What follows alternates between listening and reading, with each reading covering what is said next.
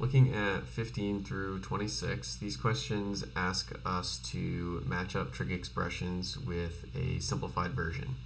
So you're going to have to use the formulas and identities that we've started to learn. So some ones to pay attention to would be your Pythagorean identities here, your quotient formulas here, and your reciprocal formulas. Most of what we're going to do is going to be in that section. So if you really just, sort of highlight or draw a box around these are the ones we're going to be using for now. Where I can see if some of them are these cofunction formulas or the odd-even formulas as well. So those are going to be the sections that we're looking at. So let's actually go through and solve a couple of these. So if you look at something like 15, where it asks us secant x cosine of x, so I'll just show my work down here. You just want to try and simplify this. So a strategy is to try to get all of your expressions to sines, cosines, maybe even tangents. So if I look over on the right side and I look at my identities here on this part of the formula sheet, you can see pretty clearly that secant is defined as 1 over cosine of x. So I should be able to replace secant with 1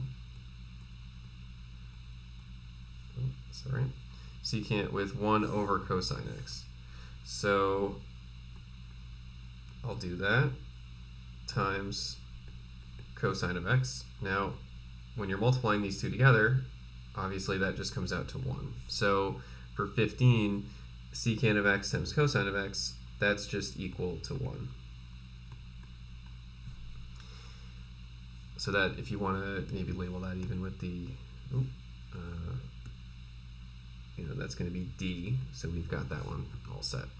Maybe I'll look also at, let's say, 18, so 1 minus cosine squared times cosecant x. So I'll write that down at the bottom. 1 minus cosine squared of x times cosecant x. So if you distribute that through, distribute the cosecant x to both of these, that's one option. Another option is to recognize that 1 minus cosine squared, here I'll do this expression right here, is a variation of this identity here on the right side. So I should be able to, if I was to rewrite this identity, if I subtract cosine x from both sides, I get sine squared x is equal to 1 minus cosine squared x. So you are totally allowed to rearrange these identities and then make substitutions after that. So I'm going to take 1 minus cosine squared in my equation over here on the left side and replace that with sine squared x, because I'm allowed to do that since it's one of the Pythagorean identities. Cosecant x is defined as 1 over sine x. So if I look at that, I should be able to show here cosecant x, and then on the right side, cosecant x is 1 over sine x. So I'm going to make that substitution as well. So 1 over sine of x. Now, if I've got sine squared x divided by sine of x, one of those squares cancels. So that means that those divide out, and you end up with just regular old sine x. So if I look up top, I have that as letter F. So that means 18 would be F. So making these substitutions for these kind of questions, that's really what your strategy is going to be here in order to solve those. So let's look at a couple other ones. So some examples from 21 through 26. We can just clear out our highlighting over here. So again, you can use our trig expressions here on our formula sheet to help us out. So if I look at something, let's just look at 22. Actually, you know what, we did something like 20. Well, no, we can still do 22. So we'll look at 22. That's going to be cosine squared of x times secant squared x minus 1. Now, again, when you see a trig expression squared minus 1, it should sort of be a trigger in your head, because these Pythagorean identities on the right side here in my formula sheet, these are usually going to be rearrangeable to the point that you can substitute. So I'm going to do the same thing and say that tan squared of x is equal to secant squared x, and if I just move the 1 over to the right side, I end up with that same expression that I have in my problem here on the left. That means that I can substitute tan squared in for secant squared x minus 1.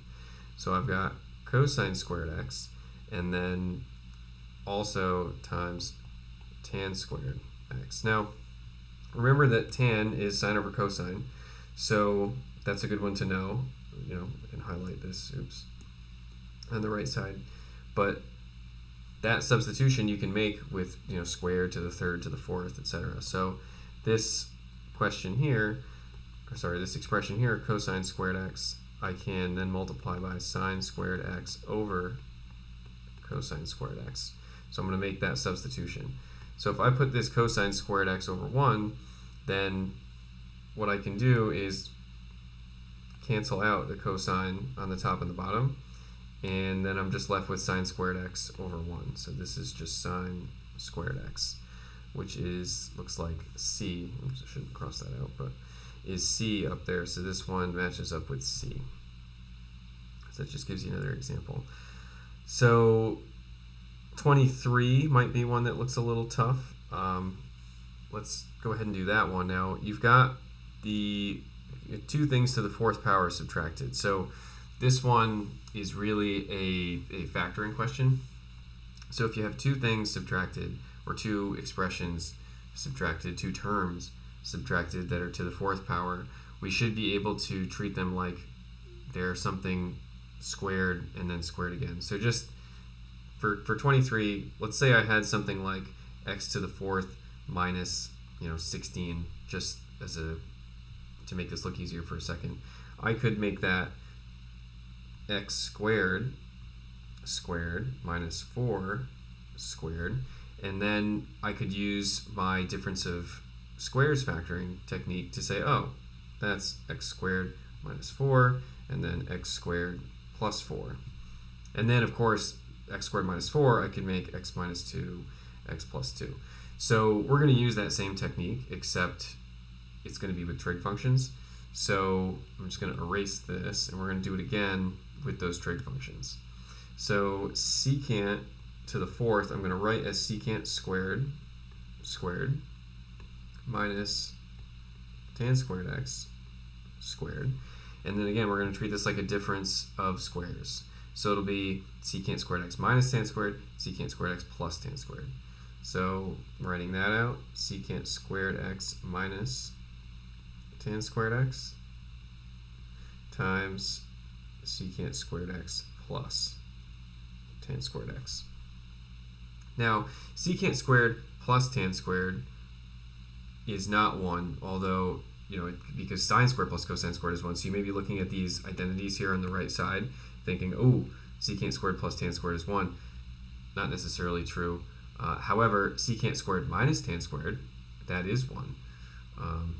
Right? So if I was to rearrange my identity over here on the right side, instead of subtracting 1 from both sides, I decided to say, to subtract secant from both sides, then I've got 1 is equal to secant squared x minus tan squared x. So I highly recommend rearranging these identities and kind of keeping them in a safe place where you can refer to them. So I'm going to make that substitution here on my left side. That's just 1. And then I've got secant squared x plus tan squared x, which you could try and simplify further, but there's not a whole ton you could do. And then actually, if I'm looking up at my bank here, that would be letter F. So that means 23 lines up with F. So that's just an example of how you can do the questions like this. I'll let you go ahead and try the other ones.